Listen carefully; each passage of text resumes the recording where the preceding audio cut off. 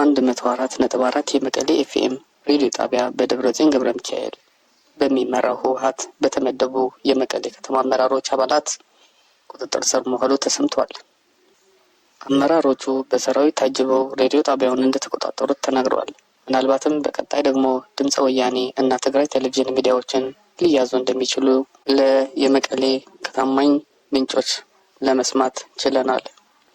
መገናኛ ብዙሃኑ ዛሬ ከአዲስ አበባ የተሰጠውን የጊዜያዊ አስተዳደሩ ፕሬዝዳንት አቶ ጌታቸው ረዳን መግለጫ እስካሁን አላስተላለፉም።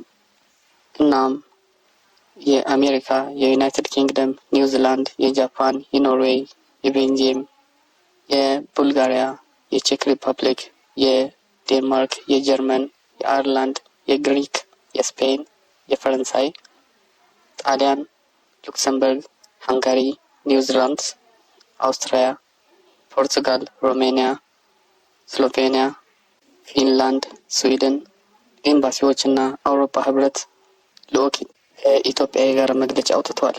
በዚህም መግለጫቸው በሰሜን ኢትዮጵያ እየተከሰቱ ያሉ ለውጦች ሁኔታዎችና እየተባባሰ ያለውን ውጥረት በትኩረት እየተከታተሉ እንደሚገኙ ገልጸዋል። ህዳር 2022 ለተፈጸመው የግጭት ማቆም ስምምነት ሙሉ ድጋፋችንን እንደምንሰጥ ደግመን አጽንኦት እንሰጣለን ብለዋል። ይህ ስምምነት የመሳሪያ ድምፅ ጸጥ እንዳደረገ አስመልክተዋል። በፍጹም ወደ ሁከት፣ ግጭት፣ ጦርነት መመለስ እንደማይገባም አስገንዝበዋል።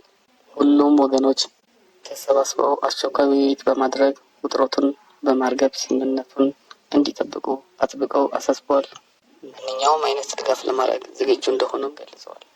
ይህ እንዲህ እንዳለ ትላንት የትግራይ ጊዜያዊ አስተዳደር ፕሬዝዳንት አቶ ጌታቸው ረዳ ከመቀሌ ወደ አዲስ አበባ ከመጡ በኋላ ከአሜሪካ፣ ጀርመን፣ ፈረንሳይ፣ ጣሊያን፣ ዩናይትድ ኪንግደም እንዲሁም አውሮፓ ህብረት አምባሳደሮች ጋር በትግራይ ስላለው ሁኔታ እና አስተዳደራቸው እየገጠሙ ባለው ፈተና ሰፋ ያለ ውይይት አድርገውም ነበር።